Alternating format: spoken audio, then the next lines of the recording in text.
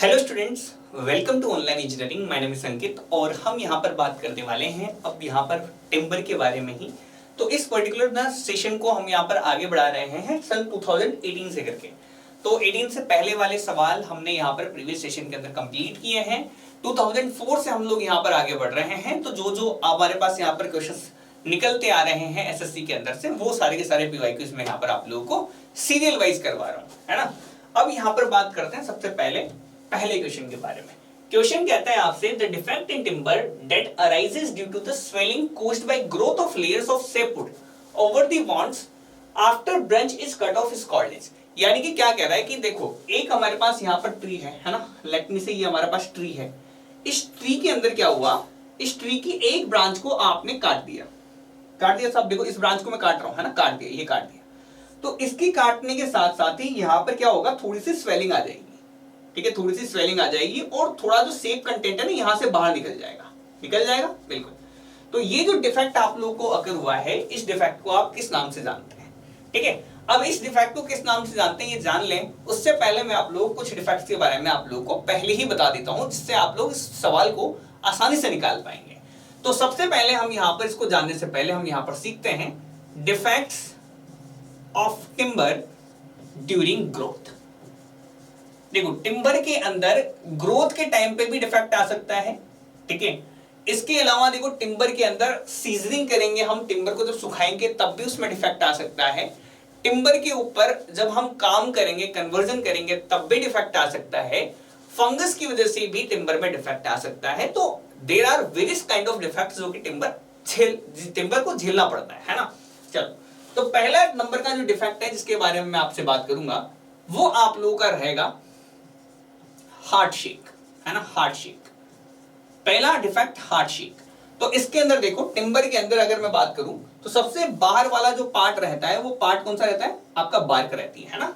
ये सबसे बाहर जो है, आप लोगों को जो लेयर दिख रही है ब्लैक कलर में, ये आपकी बार्क है ना। डायग्राम अच्छे से बना देता हूं आप लोगों को। सबसे बाहर बार्क है, बार्क के जस्ट अंदर वाला जो पार्ट रहेगा, ये वाला जो पार्ट रहेगा अंदर वाला, इसको आप लोग बोलते हैं यहाँ पर कैम्बियम लेयर। क्या बोलते हैं हम लोग इसको, कैम्बियम लेयर, है ना। तो ये वाला पार्ट है कैम्बियम लेयर, ठीक है। ये बाहर वाला पार्ट जो था, ये ब्लैक कलर वाला, इसको बोलते हैं बार्क, है ना। इसके अंदर आप लोगों को यहाँ पर देखने को मिलती है सेपवुड। इसके अंदर आप लोगों को देखने को मिलेगी सेपवुड, यानी कि ये पार्ट जो है, ये पार्ट है आपका सेपवुड। इसके बाद इसके और अंदर चले जाओ आप लोग, है ना। अगेन क्या रिवाइज हो जाएगा थोड़ा सा, ठीक है। इसके अंदर और चले जाओ तो सेपवुड के अंदर आप लोगों को मिलेगी यहाँ पर हार्टवुड, और हार्टवुड के अंदर आप लोगों को यहां पर देखने को मिलेगा पित्त, ठीक है। ये रहता है आप लोगों का पूरा मामला, बिल्कुल। अब यहां पर हमें देखना है डिफेक्ट। तो अब डिफेक्ट दिखाता हूं आपको। अगर यदि आपके साथ क्या हुआ है कि अगर आपके हार्टवुड के अंदर कोई क्रेक डेवलप हुआ और ये क्रेक जो है बाहर की तरफ आए, हार्टवुड में डेवलप हुआ है और बाहर की तरफ आ रहा है, इस तरह के क्रेक को आप लोग हार्ट शेक कहते हैं during the growth of timber, है ना, ठीक है। सेम तरह से मैं यहां पर आपको बता दूं, एक और आप लोगों को यहां पर याद रखना है, ठीक है। ये लो टिम्बर है।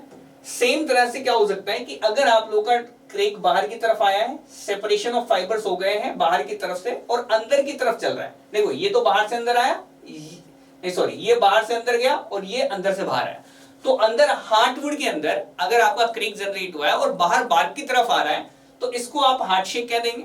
अगर बार्क की तरफ से, बाहर की तरफ से अगर यदि आप लोगों का क्रेक डेवलप हुआ है, वो अंदर की तरफ एक्सटेंड कर रहा है, तो इसको आप लोग यहां पर स्टार शेक कह देंगे। क्या कह देंगे, स्टार शेक कह देंगे, ठीक है। थर्ड नंबर पर डिफेक्ट आता है जिसको आप कहते हैं रिंडगार्ड डिफेक्ट। रिंडगार्ड डिफेक्ट क्या है कि अगर यदि मान लो आप लोगों ने कोई एक ब्रांच को कट कर दिया, उसको कट करने के बाद उससे सेप कंटेंट बाहर आ रहा है और वहां पर उस जगह पे क्या हो गया है, एक तरह से स्वेलिंग सी आपको दिखने को लग गई, तो इसको रिंडगार्ड डिफेक्ट कहेंगे, जिसका डायग्राम मैंने आप लोगों को बनाया हुआ है, ठीक है। फिर भी बहुत से लोगों को ये डायग्राम समझ में नहीं आता है, तो उनके लिए मैं यहाँ पर एक और व्यवस्था कर देता हूँ कि मैं डायग्राम को थोड़ा सा और अच्छा बना के दे देता हूँ आप लोगों को ना, बढ़िया डायग्राम, इसका और भी अच्छा डायग्राम मैं आप लोगों को यहाँ पर अवेलेबल करवा देता हूँ, है ना। इसको इस डायग्राम से समझ लें, अगर आपको उससे नहीं समझ में आ रहा है तो, ठीक है, इससे अच्छे से समझ में आएगा। तो these are the typical and large swellings and occur at the branches cut off। तो कट ऑफ जहां पर होगा वहां पर स्वेलिंग की वजह से क्या होगी, हल्की सी बाहर की तरफ आप लोगों को यहाँ पर छोटा मोटा सा आपको डिफेक्ट देखने को मिलेगा। इसी को कहते हैं हम यहाँ पर रिंडगार्ड डिफेक्ट, इसको बोलते हैं हम रिंडगार्ड डिफेक्ट। ये तो 3 डिफेक्ट हो गए, इसके अलावा में डिफेक्ट है क्या? बिल्कुल है। यहां पर नेक्स्ट डिफेक्ट का नाम देखो आप लोग 4th नंबर पे, जिसको बोलते हैं हम यहां पर नॉट डिफेक्ट। नॉट डिफेक्ट है ना। अभी देखो, अभी तो हमारे पास क्या हुआ था कि यहां पर टिम्बर को काटा और यहां पर स्वेलिंग आ गई है ना।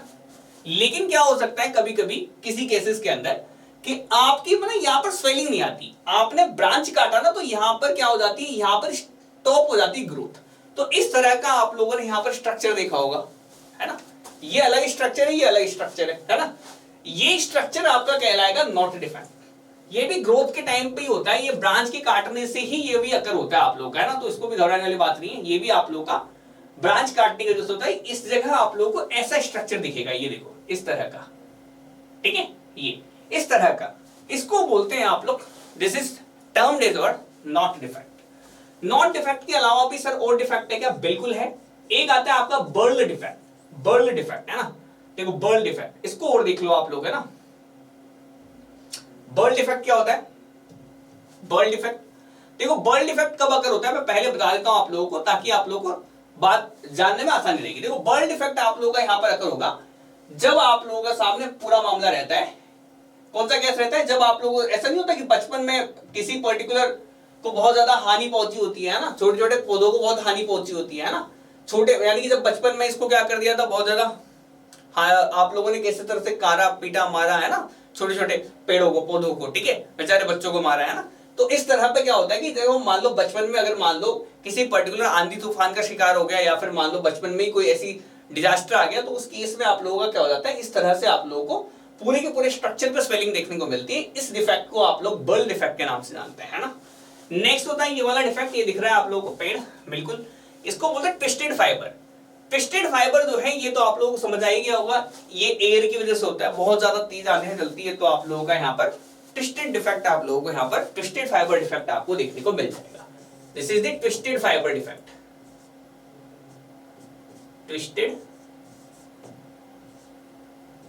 फाइबर डिफेक्ट ना। तो ये कुछ डिफेक्ट है जो कि हमारे यहाँ पर नजर आते हैं। ये हो गए ग्रोथ वाले। अब नेक्स्ट मैं यहां पर आपको बताता हूं defect in timber, defect in timber during seasoning, defect in timber, timber during seasoning, यानी कि जब सुखा रहे थे लकड़ी को तब उसमें क्या क्या डिफेक्ट है। अच्छा देखो, इसके लिए ना एक डायग्राम मेरा बहुत सफिशिएंट है, वे मोर देन सफिशिएंट है, एक डायग्राम लेके आया हूं मैं, उसी के अंदर आप लोगों को चीजें सारी समझ में आ जाएगी, क्लियरली आप लोगों को यहाँ पर समझ में आ जाएगा, है ना। ये लो, इसको थोड़ा सा देखो मैं ना आगे पीछे ऊपर नीचे कर दे रहा हूँ बाकी सारे डायग्राम्स को, क्योंकि ये तो समझ में आएगा, इसको समझना जरूरी है, ठीक है। फिलहाल इसको बड़ा कर लेते हैं, फिर इसको थोड़ा छोटा कर देंगे भले, है ना। इसको अभी बड़ा कर लेते हैं, बाद में इसको थोड़ा छोटा कर देंगे। देख लो ये डिफेक्ट देखो, इसके अंदर क्या है, अगर मान लो आपका एक टिम्बर है ना, एक टिम्बर है, मैं आप लोगों को यहाँ पर विद एग्जाम्पल समझाने की कोशिश करता हूँ, विद एग्जाम्पल समझो आप, है ना। ये देखो, लेट मी से ये मेरा टिम्बर है, लेट मी से ये मेरा टिम्बर है ना। देखो अब ये बनाना पड़ेगा टिम्बर, और कोई बात नहीं, है ना। इस टिम्बर के अंदर जब सुखा रहे हैं तो सुखाने की वजह से क्या होगा, आप लोगों को थोड़ी दिक्कत आएगी, है ना। लेट मी से टिम्बर है ना, टिम्बर, अब ये टिम्बर की लेंथ है, ठीक है, टिम्बर की लेंथ है। अगर मान लो इस तरह से आप लोगों के टिम्बर मुड़ गई, इस तरह से आप लोगों की टिम्बर मुड़ गई, तो इस डिफेक्ट को बो डिफेक्ट कह देंगे। अगर इस तरह से देखो, इस तरह से मुड़ गई तो, है ना, अगर इस तरह से मुड़ी है तो इसको आप लोग कप डिफेक्ट बोल देंगे। और अगर इस तरह से प्रॉपर तरीके से ऐसा हो गया पूरा पूरा मामला, है ना। देखो ये दोनों अलग अलग है, बो डिफेक्ट और क्रूक डिफेक्ट अलग अलग है ना। बो के अंदर तो क्या हुआ, ट्रांसवर्स डायरेक्शन में इस तरह से स्वेलिंग आ गई, जबकि यहां पर देखो तो पूरा का पूरा इस तरह से हो गया, इस तरह से, मतलब सेंटर पॉइंट की तरफ हो गया पूरा, है ना, सेंटर पॉइंट की तरफ हो गया। ये आपका क्रूक डिफेक्ट कहलाएगा। ये नॉट आप लोगों को बता दिया, स्प्लिट का मतलब टूट जाना होता है, ट्विस्ट का मतलब आप लोग समझते हैं, पूरी की पूरी इस तरह से ट्विस्ट लग गया इसमें, है ना, ये ट्विस्ट हो जाएगा। चेक डिफेक्ट क्या है, देखो यहाँ स्प्लिट और चेक के अंदर बताओ फर्क क्या है। देखो स्प्लिट के अंदर आप लोग यहाँ पर देखोगे कि स्प्लिट के अंदर क्या होता है कि ये पूरा पूरा मैं फाड़ दूं इसको, है ना, जैसे कि अगर मैं मान लो इसको पूरा फाड़ दूं ना, तो मेरा चेक डिफेक्ट कहलाएगा, पूरा फाड़ दिया, है ना। अगर यदि यहाँ पर मैं इसमें हल्का सा कट लगाऊं, यहां से लेके यहां तक का फाड़ा, तो इसको आप लोग क्या बोलेंगे, इसको आप लोग बोलेंगे यहाँ पर चेक डिफेक्ट। तो चेक डिफेक्ट के अंदर भी आप लोगों का यहाँ पर स्प्लिट आउट तो होता है, लेकिन ये पूरी रेंज तक नहीं होता, थोड़ी सी रेंज तक होता है। स्प्लिट में ये पूरा का पूरा टूट गया, सेपरेशन पूरा हो जाएगा। हाँ, उसमें पूरा नहीं दिखा रखा लेकिन पूरा का पूरा सेपरेट आउट हो जाएगा। इसमें यहाँ पर सिर्फ थोड़ा सा टूटा है आप लोगों का ना, थोड़ा सा काटा है आप लोगों ने।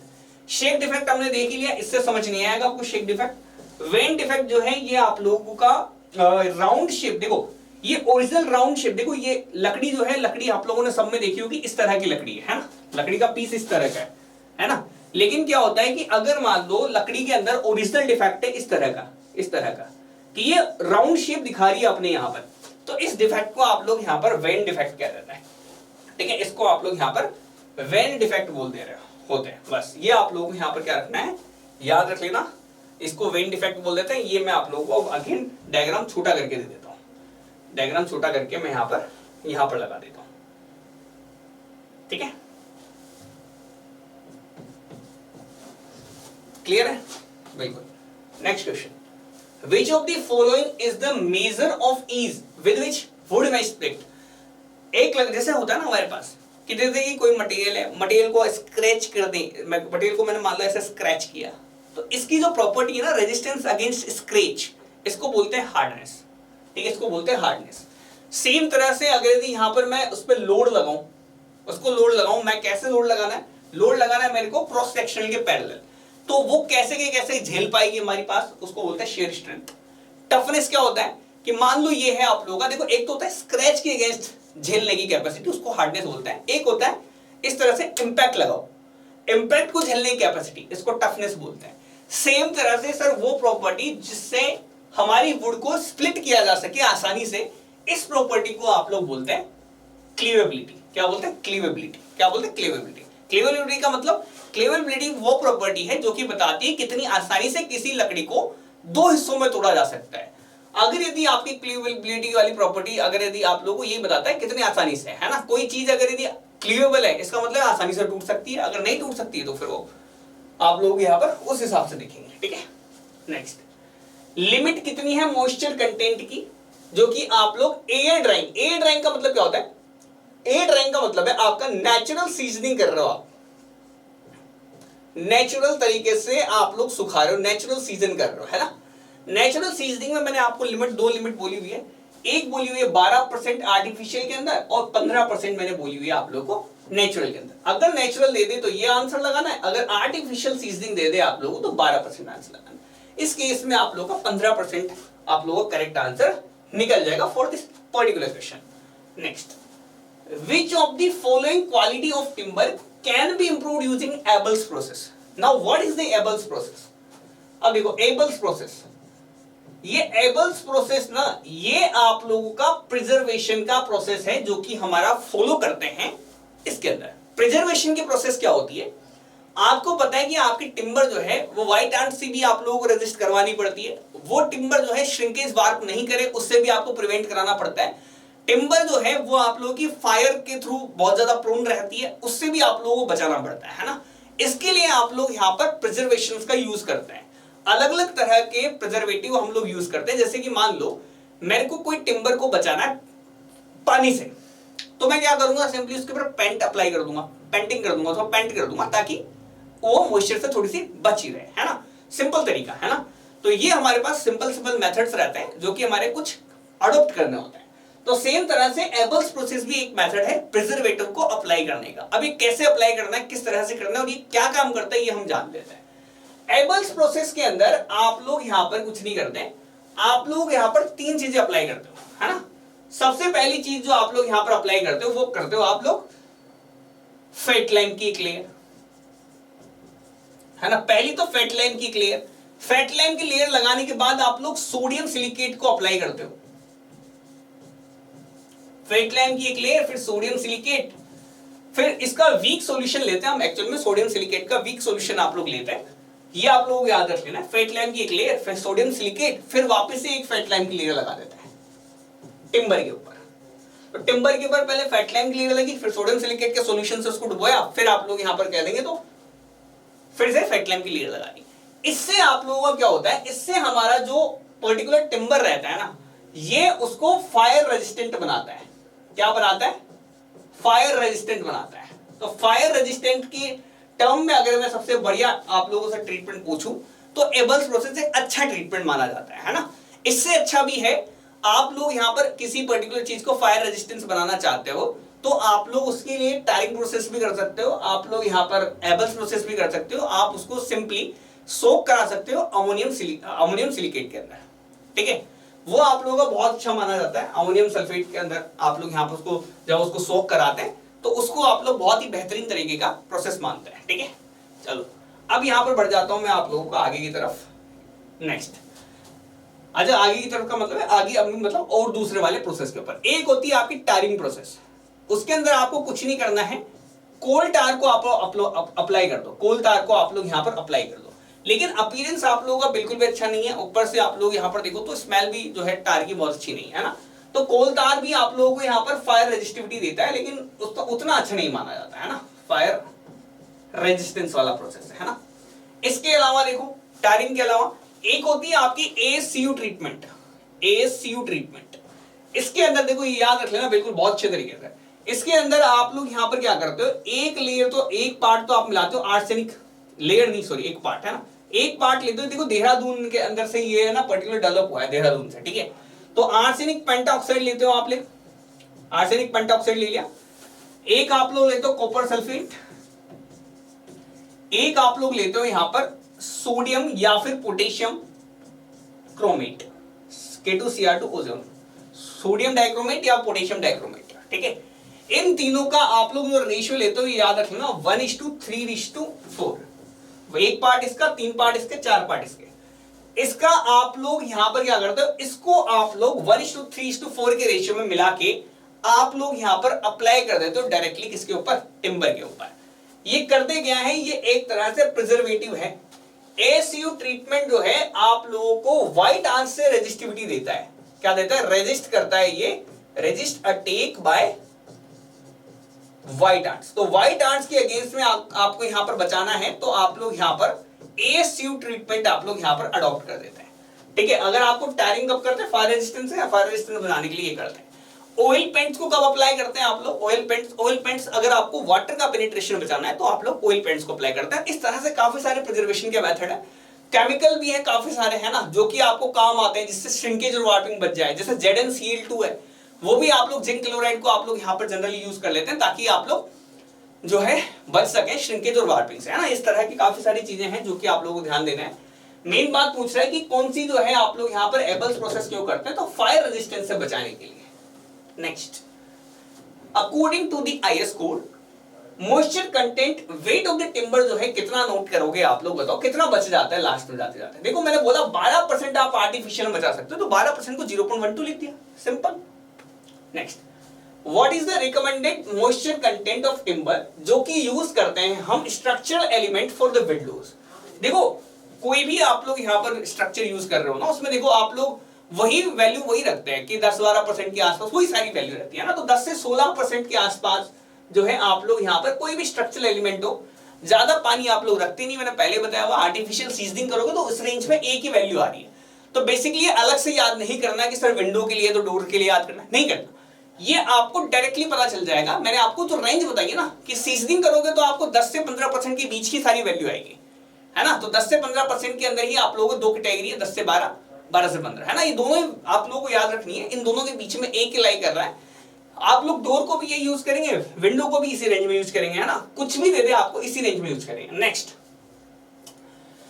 what timber is burnt in the wood fire over the depth of about 15 mm, the process of treatment is known as। अब देखो ट्रीटमेंट के काफी सारे प्रोसेस है, ये भी एक बहुत अच्छा प्रोसेस है। इस प्रोसेस के अंदर देखो क्या करते हैं हम लोग यहाँ पर, देखो मेनली करते क्या, देखो ये टिम्बर उठा लिया हमने, है ना, टिम्बर उठा लिया, बिल्कुल। इस टिम्बर को क्या करते हैं हम जला देते हैं। जलाने से क्या होता है, देखो जलाने से ना बाहर की तरफ कोल बन जाएगा, कोल बनेगा तो एक पार्शियल लेयर बन जाएगी बाहर की तरफ कोल की। वो कोल की लेयर ना हमें यहां पर क्या करती है, बचाती है। लेकिन इसके अंदर जो सबसे मेन डिसएडवांटेज है, वो डिसएडवांटेज क्या है कि आप एक्सटीरियर सरफेस पे इसको यूज नहीं कर सकते, एक्सटीरियर पे आप लोग यूज नहीं कर पाएंगे। इसको जलाने का पहले तरीका क्या है कि जलाने से पहले आप लोग लकड़ी को गीला रखेंगे, कितने टाइम के लिए, लगभग आधे घंटे के लिए, है ना, लगभग आधे घंटे के लिए कैप्ट वेट करेंगे और फिर आप लोग इसको जला देंगे एंड बर्न। और बर्न करने पे भी याद रखना कि कितने डेप्थ तक जलाना है, सिर्फ और सिर्फ 15 mm की डेप्थ तक जलाना, पूरी की पूरी लकड़ी नहीं जला देनी है, ठीक है, ठीक है। अब यहां पर क्या होगा, तो बाय दिस हम यहां पर क्या कर देंगे, एक लेयर जो रहेगी कोल की फॉर्म कर देंगे, ए लेयर ऑफ कोल आप लोगों की क्या हो जाएगी, फॉर्म हो जाएगी, क्या हो जाएगी, फॉर्म हो जाएगी, है ना। इससे क्या होगा, इससे आप लोगों का ये होगा कि जो कोल की लेयर है ना वो फंगस से अटैक में बचा देती है आपको, जो फंगी अटैक करने वाली है वो कोल की लेयर के थ्रू आप लोगों को यहां पर अटैक नहीं कर सकती है ना। तो पहली बात तो अटैक बाय फंगी, और साथ के साथ ही जो मॉइस्चर पेनिट्रेशन है एंड मॉइस्चर पेनिट्रेशन, ये दोनों के दोनों आप लोग यहां पर प्रिवेंट कर देते हैं, आर प्रिवेंटेड, ठीक है, ये दोनों के दोनों आप प्रिवेंट कर देते हैं। और इस प्रोसेस को आप लोग चेयरिंग के नाम से जानते हैं, है ना, किसके नाम से, चेयरिंग के नाम से। तो ऑप्शन तो ए चालू है। अब बात है यहां पर 3 प्रोसेसेस दे रखी है, बाउचरी, रीपिंग और बैथल। ये तीनों के तीनों प्रोसेस आप लोगों को इनका नाम याद रख लेना, ठीक है। इसके अंदर का मामला आप लोगों से नहीं पूछेगा, ये सिर्फ और सिर्फ इतना पूछेगा कि चेयरिंग ये बैथल, रीपिंग और ये बाउचरी प्रोसेस है, ये कब काम आती है ना। इसके बारे में भी डिटेल मैं आप लोगों को दे दूंगा आगे की तरफ, आगे वाले सवालों में, क्योंकि उसके लिए शायद मेरे को डायग्राम्स लगेंगे, अगर नहीं होगा तो उस हिसाब से देख लेंगे, है ना। वैसे सवाल नहीं पूछा गया है, लेकिन फिर भी मैं बता देता हूं। जैसे कोई प्रिजर्वेटिव मैंने आपको दे दिया है ना, उस प्रिजर्वेटिव को लगाने के 2-3 तरीके हो सकते हैं। कैसे, या तो आप उसको क्या करो, उसके ऊपर पेंट कर लो, ठीक है, या फिर उसको क्या करो, सॉल्यूशन के अंदर डुबो दो, है ना। इस तरह से आप लोग यहां पर जब प्रोसेसेस देखेंगे कि कैसे आप लोग प्रिजर्वेटिव को अप्लाई करोगे, उन्हीं प्रोसेसेस के नाम आप लोग यहां पर बैथल, रीपिंग और बाउचरी प्रोसेस है। ये तीनों प्रोसेस वही काम आती है कि किस तरह से लगाया जाएगा, उसका एक स्पेसिफाई कर रखा है। तो ग्रीन टिम्बर है, उसके लिए कौन सा लगाएंगे, किसके लिए कौन सा लगाएंगे, तो ये सब के सब आप लोग स्पेसिफाइड है। ये हम यहाँ पर नेक्स्ट सेशन के अंदर जान लेंगे, हो सकेगा तो डायग्राम में बताने की कोशिश करूंगा, है ना। फिलहाल बढ़ते हैं आगे। इनमें से कौन से टिम्बर जो है वो आप लोग यहाँ पर स्पोर्ट्स इंडस्ट्री में काम में लेते हैं, बताओ जरा, स्पोर्ट्स इंडस्ट्री में। अच्छा देखो, एल्डर दे रखी है यहाँ पर, एल्डर की लकड़ी है ना। हैरी पॉटर किसी ने देखी है क्या, नहीं देखी, चलो कोई दिक्कत नहीं देखी तो, है ना। चलो, मुलबेरी, एज़ेनफोना, बालसा, है ना। देखो ये सारे के सारे नाम दे रखे हैं, मैं आपको कुछ और टिम्बर के नाम भी बता देता हूं जहां से सवाल पूछ लेते हैं। पहली चीज देखो, पहला देखो जो इंपॉर्टेंट है उनको हम लोग यहाँ पर पहले देख लेते हैं। देखो जो एल्डर है ना, वो एल्डर आप लोगों का काम में आता है फर्नीचर बनाने में, जनरली किसमें काम आएगा, फर्नीचर बनाने में, है ना, फर्नीचर बनाने में काम आती है, ठीक है। इसके अलावा अगर मैं पूछूं तो आप लोगों ने इलेक्ट्रिक गिटार्स तो देखे होंगे, अच्छा हाथ में लेके नहीं देखे होंगे, वो तो देखा होगा, ओ जाने जाना ढूंढे तुझे दीवाना, हाँ इलेक्ट्रिक गिटार, ठीक है। सेकंड नंबर पे हम लोग यहां पर बात कर लेते हैं एज़ेनफोना की, है ना, ठीक है। तो ये आप लोगों की ये भी म्यूजिकल इंस्ट्रूमेंट्स बनाने के ही काम में आती है ना। म्यूजिकल इंस्ट्रूमेंट्स देखा होगा आप लोगों ने, बांसुरी वगैरह, है ना। और साथ के साथ ही बात करें तो ये जो है फर्नीचर फ्लोरिंग के अंदर भी काम में आती है ना। फर्नीचर और फ्लोरिंग के अंदर भी काम में आती है ना, फर्नीचर फ्लोरिंग के अंदर भी काम में आती है ना। नेक्स्ट अगर मैं बात करूं आपसे मुलबेरी की, तो मुलबेरी जो है आप लोगों ने बैट देखे, टेनिस बैट्स वगैरह, है ना, इवन क्रिकेट बैट्स वगैरह, ये सब मुलबेरी की लकड़ी के बनाते हैं हम लोग, है ना। तो स्पोर्ट्स गुड्स के अंदर हम लोग यहाँ पर जो है वो इसका यूज करते हैं। स्पोर्ट्स गुड्स में ना सबसे बेस्ट जो लकड़ी है वो मुलबेरी है। और इसके अलावा आप ओक की लकड़ी का भी आप लोग यहाँ पर जनरली काम में ले लेते हैं, ओक भी काम में ले लेते हैं, लेकिन मलबेरी सबसे बेस्ट है ना। 4th नंबर पे अगर मैं यहाँ पर बात करूं बालसा के बारे में, तो जो एयरक्राफ्ट के मॉडल्स वगैरह बनाते हैं ना, जिसमें आप लोगों ने लकड़ी के छोटे छोटे एरोप्लेन या थोड़े बड़े भी आप लोग, है ना, मॉडल्स कैसे भी हो सकते हैं, तो एयरक्राफ्ट के मॉडल्स बनाने के अंदर आप लोग काम में लेते हैं ना, ये जनरली काम में लेते हैं। इसके अलावा मैं आपको बता दूं, जैसे बेंटिक की लकड़ी का आप लोग यहाँ पर जिक्र सुनेंगे, बेंटिक की लकड़ी का। बेंटिक जो है ये बोट्स के अंदर बनाने में काम में आती है, बोट्स वगैरह बनाने में काम में आती है। इसके अलावा आप लोग यहाँ पर जैक की लकड़ी का नाम सुनेंगे। ये जो जैक की लकड़ी भी आप लोगों की म्यूजिकल इंस्ट्रूमेंट बनाने के काम में आती है, ये भी म्यूजिकल इंस्ट्रूमेंट में काम में आती है। इसके अलावा मैं यहाँ पर बात करूं गवावा की लकड़ी के बारे में, गवावा की लकड़ी के बारे में, है ना, अमरूद की लकड़ी, है ना। तो ये जो है ये जनरली आप लोगों ने खिलौने देखे होंगे, उनको बनाने के काम आती है। साथ के साथ ही आप लोगों ने जो देखे होंगे ना इंस्ट्रूमेंट्स, उनके जो हैंडल्स बने रहते हैं, इंस्ट्रूमेंट्स के हैंडल्स बने रहते हैं ना, काफी सारे इंस्ट्रूमेंट्स हैं, इनके हैंडल्स केमिस्ट्री लैब के अंदर जाओगे तो आप लोगों को काफी सारे इंस्ट्रूमेंट्स वैसे भी दिख जाएंगे, है ना। तो वहां पर जो है हैंडल्स बनाने के काम में आती है, ये याद रख लेना, गवावा का नाम याद रख लेना ना, हैंडल्स ऑफ इंस्ट्रूमेंट्स के लिए, है ना, हैंडल ऑफ इंस्ट्रूमेंट, गवावा की लकड़ी का नाम याद रख लेना। और जो सबसे इंपॉर्टेंट है वो इंपॉर्टेंट है आप लोगों की यहाँ पर, और भी इंपॉर्टेंट है, जैसे कि एक आती है आप लोगों की बबूल की लकड़ी, ये पूछ सकता है बबूल वाला, है ना। बबूल जो है ये एग्रीकल्चरल पर्पस में काम में आता है, जैसे बुलक कार्ट वगैरह बनाना है आप लोगों को, है ना, तो वो सारे के सारे आप लोगों ने ले, शायद हम बात कर चुके हैं इसके बारे में ना, एग्रीकल्चर वर्क्स के अंदर, है ना, या एग्रीकल्चर गुड्स लिख देता हूँ वर्क्स की जगह, है ना, एग्रीकल्चरल गुड्स के अंदर, है ना, जनरली। ठीक है, तो ये कुछ लकड़ियां हैं जो मैंने आप लोगों को यहाँ पर बता दी। इसके अलावा अगर यदि आपसे बात करूं मैं महोगनी की, महोगनी की भी लकड़ी आती है ना, महोगनी आपको बास्केट बनाने में काम में आएगी। ठीक है, इसके अलावा मैं बात करूं आप लोगों से चीर की लकड़ी की, तो चीर की लकड़ी आप लोगों को पता है सॉफ्टवुड होती है, जितने भी लाइट इक्विपमेंट्स होते हैं वहां पर आप लोगों की यहाँ पर काम में देखने को मिल सकती है। ये लो सब, ठीक है, तो पूछना है स्पोर्ट्स के लिए तो मुलबेरी की लकड़ी याद रखना, एक आप लोग बबूल याद रख लेना, है ना। ठीक है, इनमें तो तीन ही याद करनी है, और ये सवाल आप लोगों से एसएससी ऑलरेडी पूछ चुका है, जेक का सवाल अभी तक पूछा नहीं है ना। ठीक है, कुछ एक याद कर लेना, बस 4-5 याद कर लेना, है ना, तो मुलबेरी आपका काम में आता है। नेक्स्ट, इनमें से बाउचरी प्रोसेस जो है क्यों यूज करते हैं, किसके अंदर, टिम्बर के अंदर, आप लोग टिम्बर के ट्रीटमेंट में यूज करते हैं। देखो मैंने पूछा था, इससे ज्यादा खास सवाल आपसे नहीं पूछेगा, है ना। Next, the defect in timber that causes longitudinal separation of force between the annular ring, annular ring के बीच में से आप लोग यहाँ पर लॉन्गिट्यूडिनल जो सेपरेशन देखेंगे, तो सेपरेशन डिफेक्ट देखो किसके अंदर आप लोग यहाँ पर टूटता हुआ देखेंगे, कुल मिला के कह रहा है। अच्छा देखो, नोट्स के अंदर आप लोगों की ग्रोथ रुक जाती है, रिंग गाल के अंदर आप लोगों को यहाँ पर सेप कंटेंट का आप लोगों को बाहर दिखने को मिलता है। ट्विस्टेड फाइबर में कुछ नहीं होता, आप लोगों के फाइबर ट्विस्ट हो जाते हैं, इस तरह से मुड़ जाते हैं।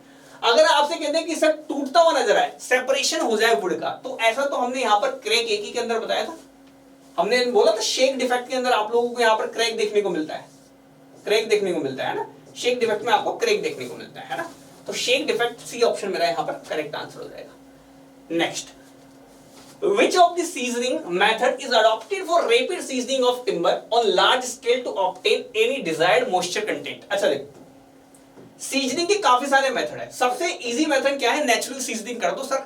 नेचुरल सीजनिंग के अंदर आपकी एयर सीजनिंग आपके अंदर आती है ना, इसके अंदर कुछ नहीं करते आप लोग, यहाँ पर एक जनरली आप लोग क्या करते हैं, एक लोग के ऊपर एक लोग लगाते हैं, इस तरह से लगाते हैं कि उन दोनों उनके बीच में प्रॉपर हवा पास हो सके, है ना। जैसे कि मैंने इसके ऊपर इसको लगा दिया ना, जैसे कि इस तरह से लगा देते हैं, जैसे ये दोनों रखी लकड़ियां थोड़ी डिस्टेंस पर रखी और इसके ऊपर अगली लकड़ी इस तरह से लगा दी, है ना। ठीक है, तो ये इस तरह से आप लोग यहाँ पर क्या करते हैं, कुल मिला के लकड़ियों पे लकड़ियां लगाते चले जाते हैं, जिसमें एयर बढ़िया से पास हो जाए, तो इस सीजनिंग को एयर सीजनिंग कह देते हैं। एयर सीजनिंग बहुत टाइम लेती है, और यहाँ पर आप लोग जब भी आपको रैपिड सीजनिंग करनी हो, और साथ के साथ देखो नाम रैपिड सीजनिंग है, बहुत टाइम लेती है ना। जब आपको सीजनिंग रैपिड करनी है और ज्यादा लार्ज स्केल पे करनी है, तो आप लोग एयर सीजनिंग को प्रेफर नहीं कर सकते हैं। सेकंड होता है, जब बॉइलिंग करोगे ना आप लोग, लकड़ी को बॉइल करोगे तो उसके अंदर का सेव कंटेंट जाने लगेगा बाहर। हाँ बिल्कुल, ऐसा नहीं है पानी अंदर नहीं जाता उसमें से, जो अंदर वाला पानी वही बाहर जाएगा। ठीक है, समझ में आ गई बात। ठीक है, ऐसा मत समझ लेना कि सिर्फ पानी में डाल के गर्म करेंगे तो मॉइस्चर कैसे उड़ेगा, अंदर का मॉइस्चर उड़ना चाहिए, बाहर का तो सूख जाता है। ठीक है, तो अंदर का मॉइस्चर उड़ जाता है, बिल्कुल उड़ जाता है बॉइलिंग करने से। लेकिन आपको बहुत, मैं आपसे, चलो ठीक है, आपसे मैं कह दूं कि थोड़ी सी लकड़ी गर्म करके दे दे तो दे भी देगा। आपसे कह दूं इतना बड़ा प्रोडक्शन करना है मेरे को, उसके लिए लकड़ी को गर्म करो, अरे भाई पहली बात तो सेफ नहीं है, दूसरी बात कितना पानी लगेगा, तीसरी बात उसको कितना फ्यूल खर्च हो जाएगा, कितना महंगा मेथड है, यूज कर ही नहीं सकते लार्ज स्केल प्रोडक्शन में। थर्ड नंबर पे किल्न सीजनिंग, और चौथे नंबर पे वाटर सीजनिंग। वाटर सीजनिंग में क्या करते हैं, देखो ये आप लोगों का यहाँ पर नदी है, नदी बह रही है, बिल्कुल प्रॉपर तरीके से पानी जा रहा है, यहाँ से इस तरह से फ्लो हो रहा है ना। तो आप लोग क्या करो, इसका जो लॉग है ना, ये जो आप लोगों को ये लॉग दिख रहा है, जो आप लोग टिम्बर का लॉग दिख रहा है, ये जिसकी बड़ी साइड हो वो अपस्ट्रीम साइड में डाल दो, यानी पानी की जो अपस्ट्रीम साइड है वहां पर लॉग की बड़ी साइज रख दो, बड़ा एरिया उस साइड रख दो। अब पानी इधर आएगा ना, तो पानी धक्का मारेगा इधर। ठीक है, पानी जब आएगा ना, पानी धक्का मारेगा सेप कंटेंट के अंदर, या पानी जो है अंदर इंसर्ट होने की कोशिश करेगा, और जो सेप आउट है ना, सेप को लीच आउट कर देगा, सेप को क्या कर देगा, सेप कंटेंट को लीच आउट कर देगा। तो ये भी मेथड है, कॉस्ट इफेक्टिव मेथड है, ये आपकी वाटर सीजनिंग है, this is the water seasoning. इसमें भी आप लोगों का सीजनिंग हो जाती है कि अंदर से जो है ये सॉल्ट्स वगैरह सबको लीच आउट कर देता है, और ये जो है सबसे ज्यादा देखा जाए तो आप लोगों का एक तरह से कॉस्ट इफेक्टिव मेथड है, लेकिन जो है लार्ज स्केल प्रोडक्शन में और रैपिड तरह से काम करना है तो रैपिड काम नहीं हो पाएगा, है ना। रैपिड काम नहीं हो पाएगा। नेक्स्ट आती है आपकी किल्न सीजनिंग। इसमें क्या करते हैं, किल्न के अंदर आप लोग यहाँ पर क्या करते हैं, एक किल्न बनाते हैं, किल्न के अंदर आप लोग इसको डाल देते हैं, टिम्बर के लोग को डाल देते हैं, वहां पे हाई प्रेशर से आप लोग यहाँ पर क्या करते हैं, एयर को छोड़ते हैं। हाई प्रेशर से, प्रेशर उसका ज्यादा रहता है, टेम्परेचर तो नॉर्मल रहता है 35 डिग्री के आसपास ही रहता है टेम्परेचर, टेम्परेचर आप लोगों को ज्यादा नहीं रहता। हाई प्रेशर से बस एयर को छोड़ देना है। उससे होता यह है कि उस प्रेशर के दबाव से आप लोग यहाँ पर देखोगे तो वहां से सेफ कंटेंट लीच आउट होते हुए दिखेगा और वो आप लोग का हाई कर देता है बिल्कुल प्रॉपर तरीके से। अगर मैं कहूँ सेफ का जो रिमूवल है वो हाई कर देता है ना, जो प्रोसेस है उसको रैपिड कर देता है। और किल्न सीजनिंग रैपिड भी मेथड है और साथ के साथ देखो तो ये जो है आप लोग का लार्ज स्केल प्रोडक्शन में बिल्कुल काम में लिया जा सकता है। तो C option for this particular question will be correct. इस तरह से आप लोग यहाँ पर काम करते हैं, ठीक है। फिलहाल देखो इस सेशन में इतना ही, मिलते हैं बाकी नेक्स्ट सेशन में, तब तक के लिए bye, thanks for watching. I hope आप लोग को ये अच्छे से पसंद आया होगा।